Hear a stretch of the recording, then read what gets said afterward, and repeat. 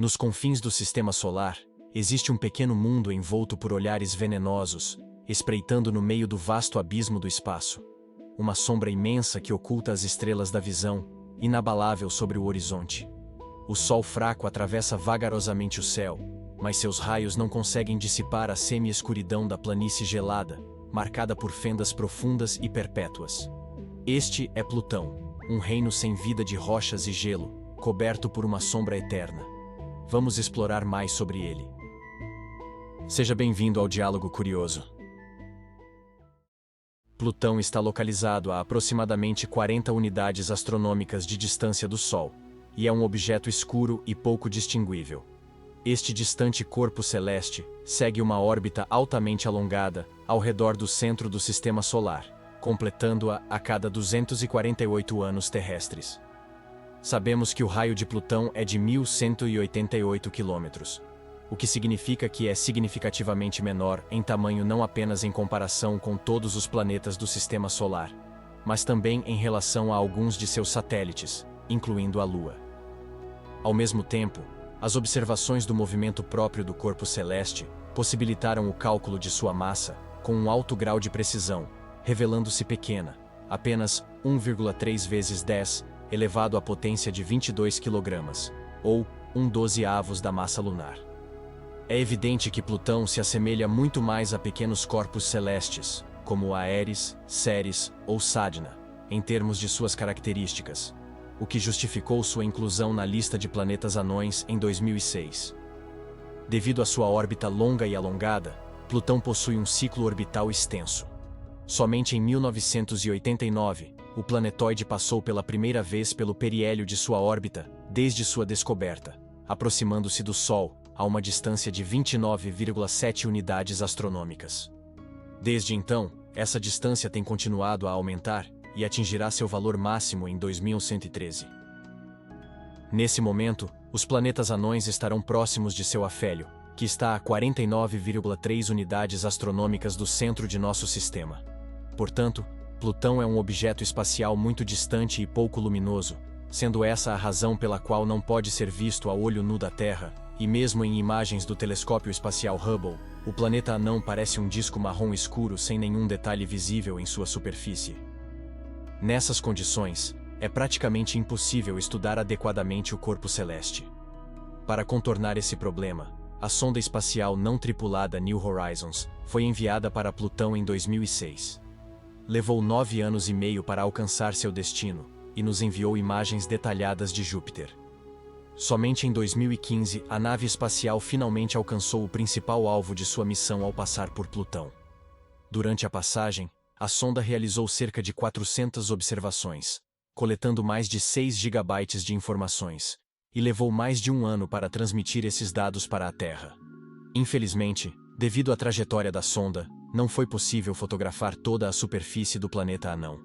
A New Horizons não entrou em órbita ao redor de Plutão, mas circulou em torno dele para poder explorar outros objetos espaciais antes de seguir para os corpos celestes, a fim de compreender as características do terreno e a estrutura interna que precisamos compreender. Segundo o modelo atualmente aceito, Plutão possui um núcleo sólido com um diâmetro de aproximadamente 1.700 km, composto por uma combinação de diferentes formas de gelo de água e rochas em seu centro. Este núcleo é cercado por um manto de gelo com cerca de 300 km de espessura, onde ocorrem atividades tectônicas que, por enquanto, são pouco estudadas.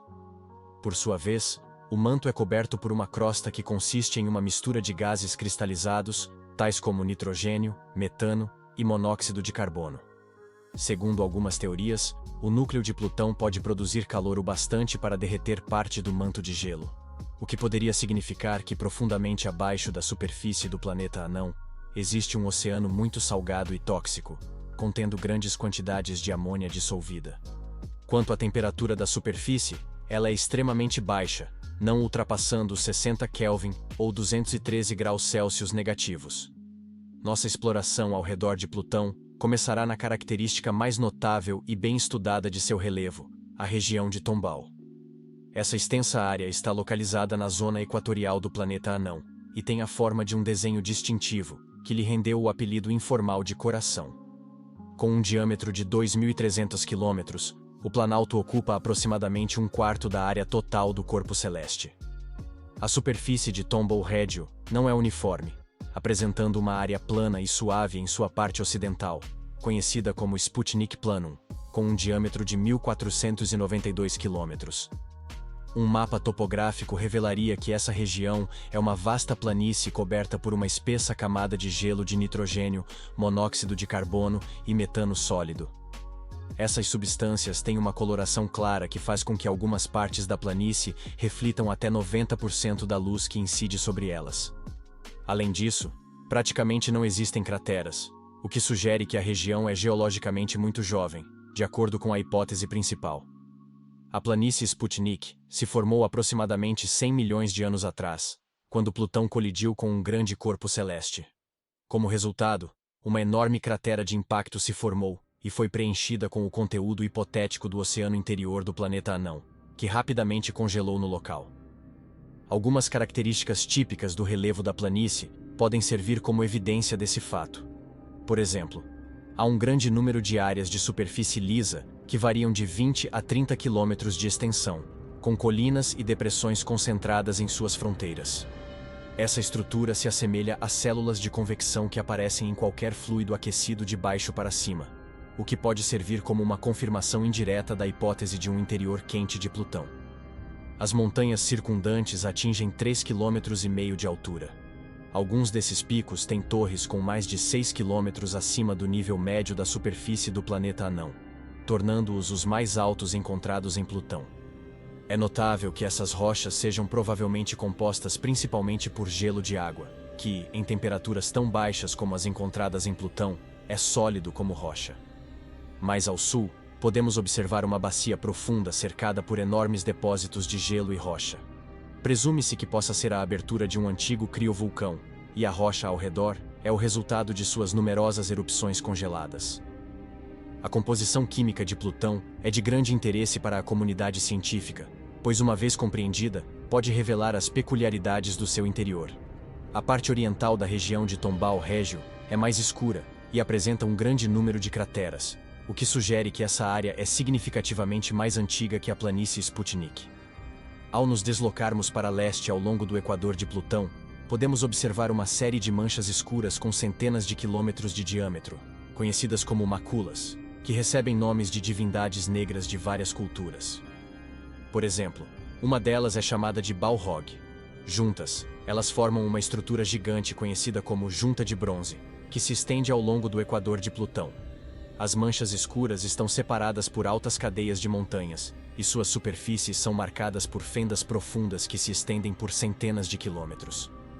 A mancha de Cthulhu, a maior mancha escura em Plutão, estende-se para o oeste de Tombaugh Regio, medindo quase 3.000 quilômetros.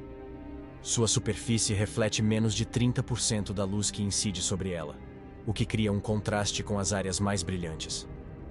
Ainda não há informações confiáveis sobre a natureza das manchas escuras próximas a Sputnik Planitia, mas presume-se que sua coloração escura seja devido a uma alta concentração de turlings, combinada com um grande número de crateras de impacto, sugerindo que as manchas são muito antigas. Sabe-se também que a superfície da mancha de Cthulhu em Plutão é heterogênea, com uma paisagem ondulada na parte ocidental, uma área plana no centro e montanhas e crateras na parte oriental. Ao norte, encontra-se Lowell Regio, um amplo vale que circunda o polo norte de Plutão. Norte de Plutão.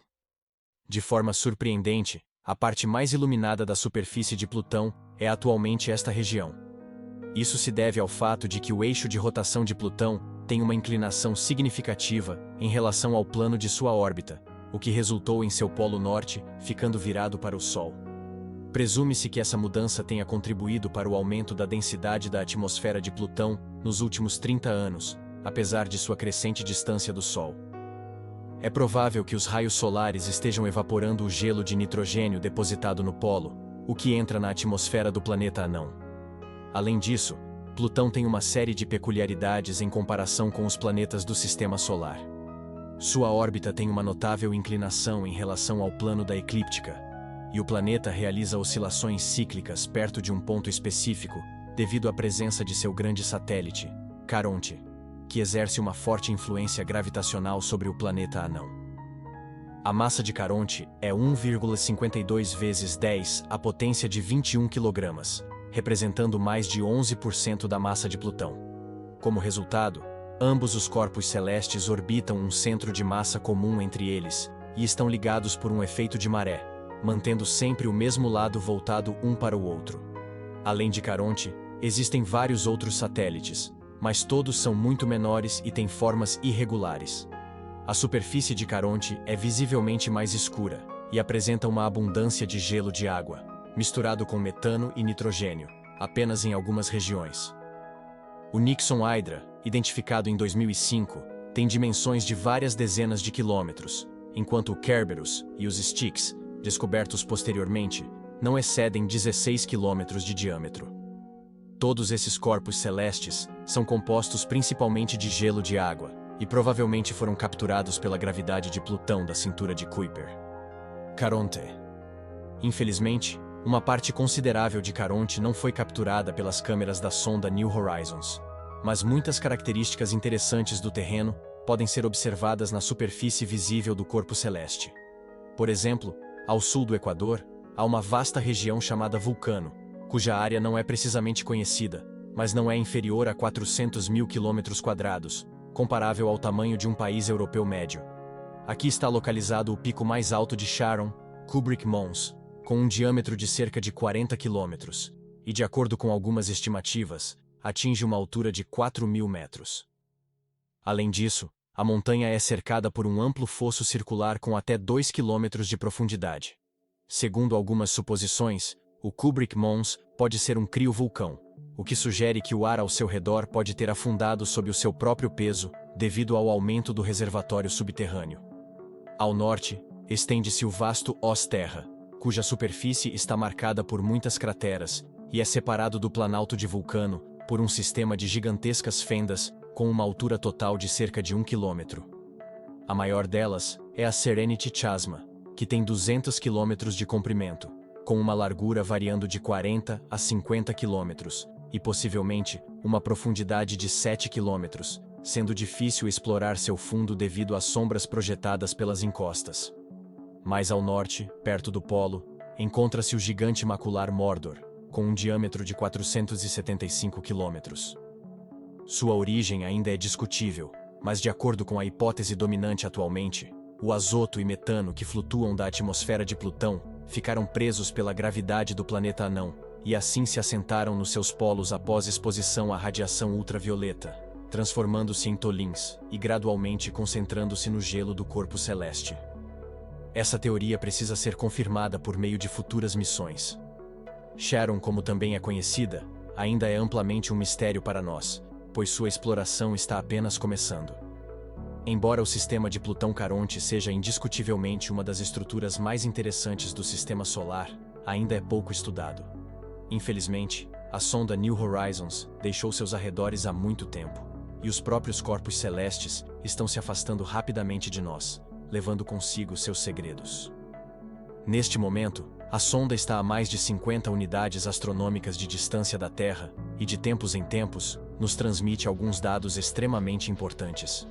Por volta de 2030, todos os seus sistemas falharão e a sonda ficará sozinha nos recantos gelados do espaço.